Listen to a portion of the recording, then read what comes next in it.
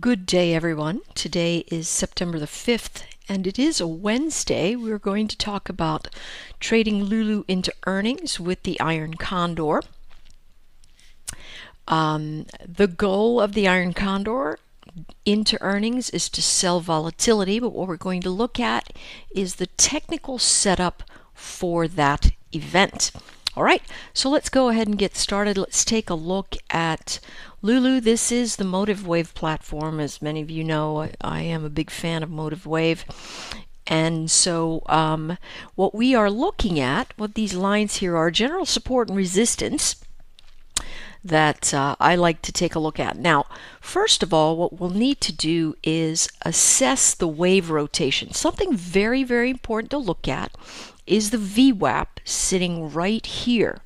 Now, remember, the volume weighted average price, which is the VWAP, gives us a pretty good indication of whether most of the people holding in this region right underneath here are underwater or above water. Certainly, if they are sitting underneath here, they are probably underwater. And so we know that there's a big drive to pop itself back into VWAP regions. Now, here's the thing. Because people have been holding for this length of time underneath here, they are going to sell off once they get up to this space. All right, which is going to be very good for us for earnings if in the event that this pops very high, we know that people are going to sell off, and so we're going to have a pretty good fudge factor sitting on the top end. What we may not have is a good fudge factor sitting on the bottom end, so we are going to look at that very, very carefully in just a second. Now, what I'm going to do here is take a look at, take a look at our components panel, and we're going to draw a Fibonacci. All right, and we're going to see just how much of a retracement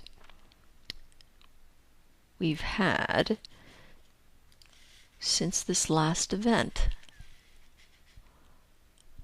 Interesting. See how much we're seeing this 70.07?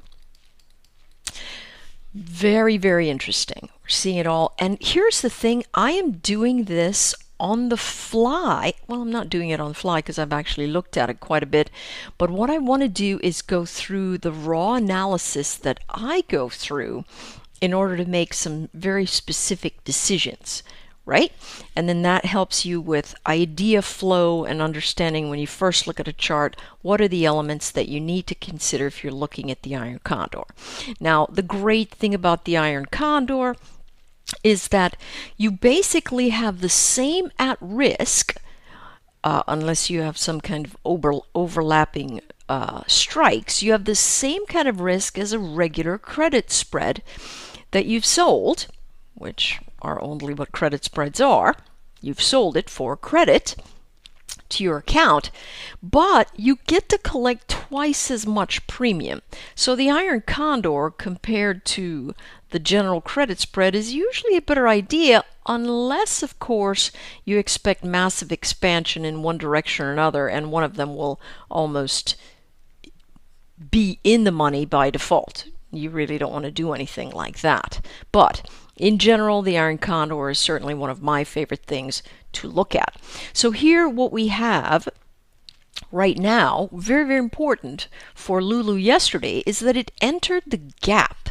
And the gap event that we are looking at is this one right here.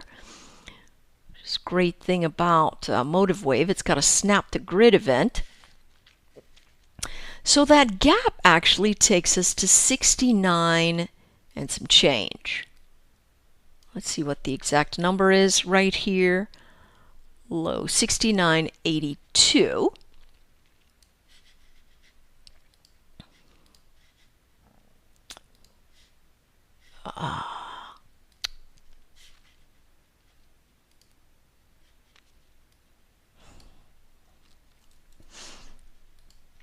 All right. So now that we're sitting inside of the gap, we want to know, well, why did it stop there yesterday? And it looks like it stopped there yesterday because of resistance, some sellers sitting right here. And so we'll need to watch that before today ends to see how that looks, right? So we've got a little bit of action right there we need to pay attention to. Certainly if we pop up over 67, we probably are going to end up filling the gap, at least coming into 69.40, which still gives you a couple of bucks. That's a very, very nice move. CCI looking very nice and strong in this region. So we are continually moving up. Listen, one of the things that I like to remind you about is the reason that our trades go well is because a lot of other people decide to do the exact same thing we do. So our question should always be, well, where is everybody else getting involved? All right, it's super simple. That's as straightforward as it gets. Where are the most people going to get involved?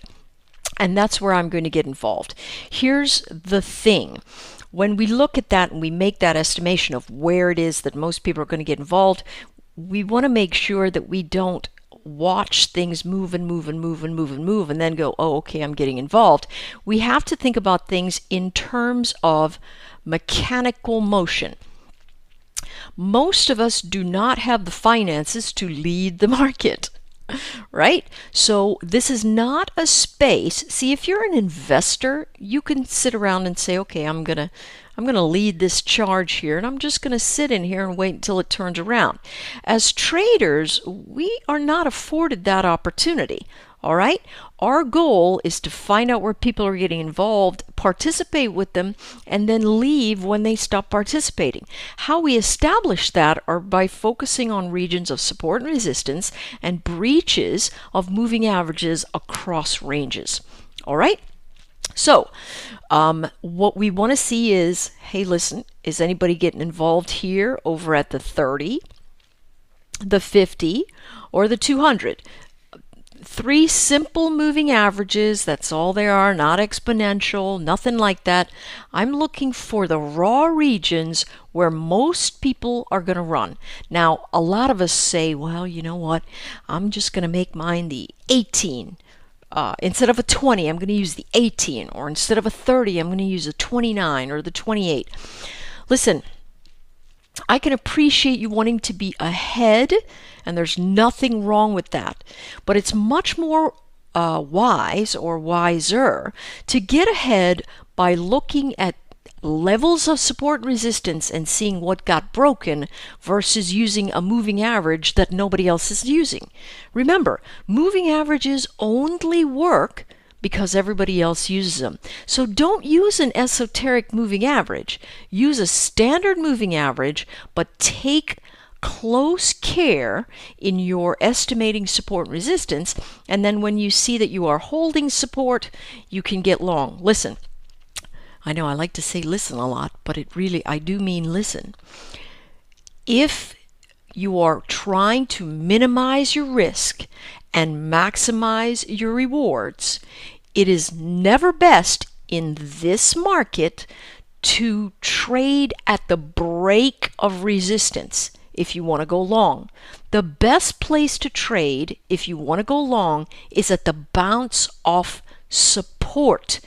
Because if you don't take a trade off support and you take it off the break of resistance, not only are you likely to come back to test the breakout level, which is what we might clearly see here in Lulu, what we will do is very often drop back into the range, and that just widens your risk event. So for me, I like to look for those support region bounces, and when they come, I like to take the trade. All right. Now, doesn't mean that I won't trade a breakout. I do like trading breakouts. But remember, what a trade breakout does is run us into the next level of support or resistance, whether we're going long or short, and then it reverses to test the area that it just left. Remember also that charts are like over-anxious people that always look behind them to make sure that the door they just came through is actually locked. And so here's this breaching up over into the gap. It's going to turn around and come back here and test this region more than likely. All right, so why not wait for the test of new support that was old resistance and take the trade then, right? Unless you're very sharp and quick on the trigger, and then you can take it out and watch it breach, and then you can take it off right there and then come back and load yourself up again when it comes into support. All right, so we've talked about that. Here's what we need to look at. We need to look at what elements of motion do we surmise that Lulu has. That's the first thing we're going to do. We're going to establish range. Now, the current range on the long wave is, what do we have? About 41 to 61. So we have a $20 range with Lulu. That's a pretty big range. We're going to take a look at what the option chain is like in just a moment in order to pick that. But remember, the analysis that allows us to choose the strikes is the most important thing. And for us as technical analysts, remember, I'm a bit of a caveman when it comes to options, right? And, you know, you guys know that I recommend Dan's book, Dan Pazzarelli's book, and I would advise picking it up if you want to learn more about options in a very, very straightforward manner. That's a great place to go.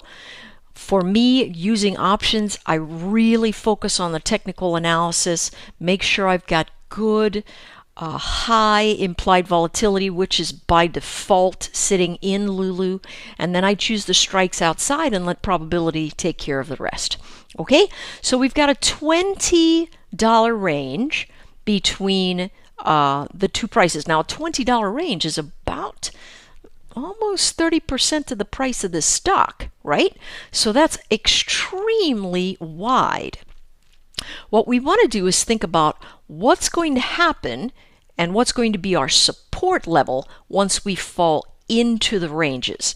Now, for me, I think the VWAP is going to play a very important part in creating sell-off events for this stock, right? Now, again, it may run for a while. Notice how far away this is from the VWAP into the last earnings event, which popped up into the region, held very nicely, and then rolled over.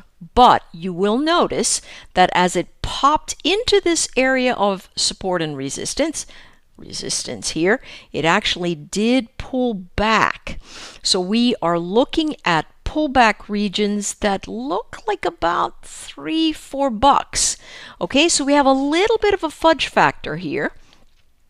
We may be able to bring our strikes into closer levels than we might ordinarily get to, simply because we know a sell-off event is going to hit us once it gets into the VWAP here. All right, so let's take a look at those option chains. All right, Thinkorswim gives us certainly some good choices to look at our weekly and monthly option choices. So let's take a look at the pros and cons between weeklies. Now, the best time ever, in my mind, for when we can use the weeklies is if the earnings come in on a Monday or Tuesday, right? Monday after the close or Tuesday morning, something like that. Tuesday before the open, Tuesday after the close, something like that. In this case, for Lulu, we really only have one day of theta that we're going to be able to look at, right? So what that means is we don't have theta priced in the way we would normally have it priced in a weekly option.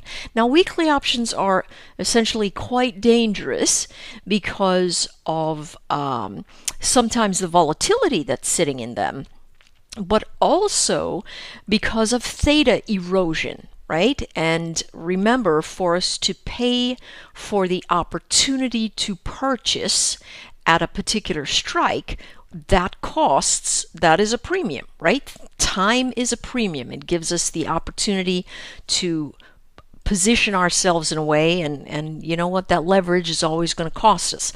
With the weekly option, it erodes very, very quickly. With a monthly option, not so much. Notice this. You see the implied volatility here, 130 to 113, 66 here at the same strike for the monthlies. So working with the weeklies to sell premium is always a preferred method for me. I like it a lot, as a matter of fact. And so that is something that I would normally say, you know what, absolutely, that's what that would look like.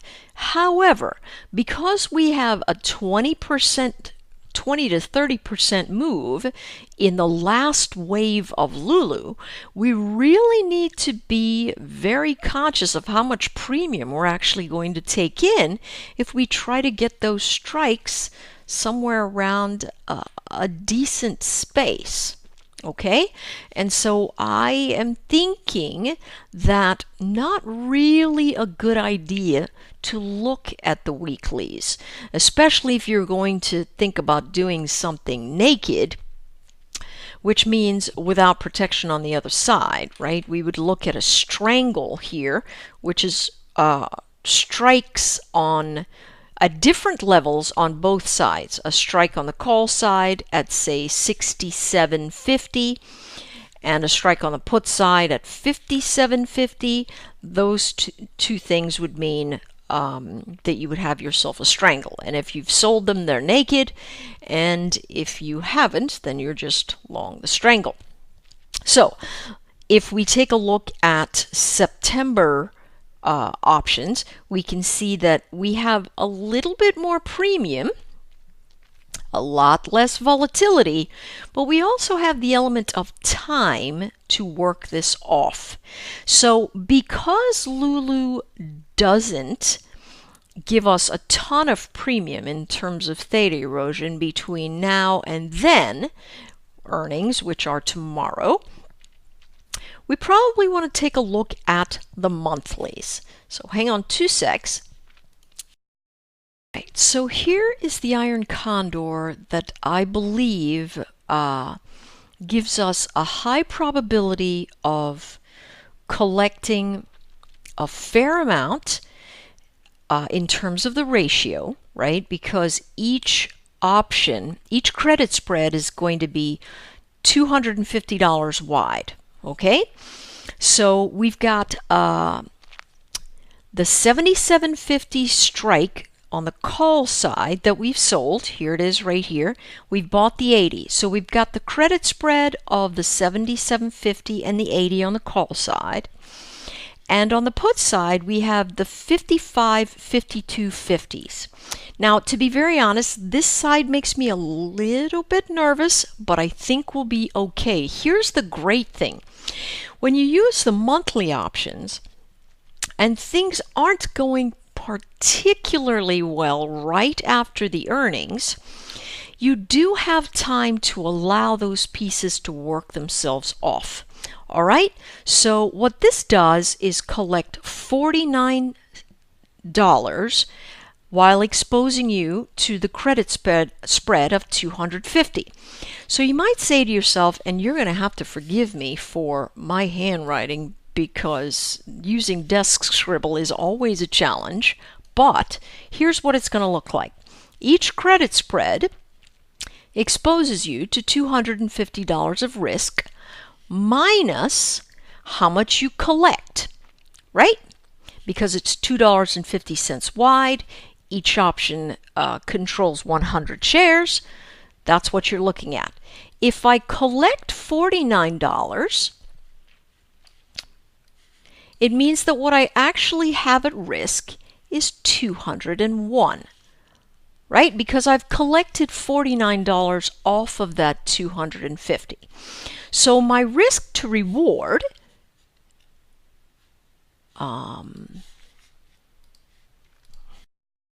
is around 1 to 4, meaning that I have 4 at risk to capture 1. Now, many of you say, wow, that's, for those folks who are not working with options very much, you might say, gosh, that's really, why do I want to do that? If your probability, it's all about probability. If you have the probability of 75% to get something right, and you're risking 4 to 1 versus a 5% probability, and your risk to reward is the other way around, you're really going to lose more where you think that you have, wow, you know what, I only have to put 1 in, I can get 4 back. If the probability of that occurring is very, very low, you're actually just throwing money away. So what you're looking for are spaces that the probability is high. You're willing to expose yourself to more risk of loss, but the probability of reward actually coming through is much higher. So that's what this is. Now, how do you determine what you have specifically at risk?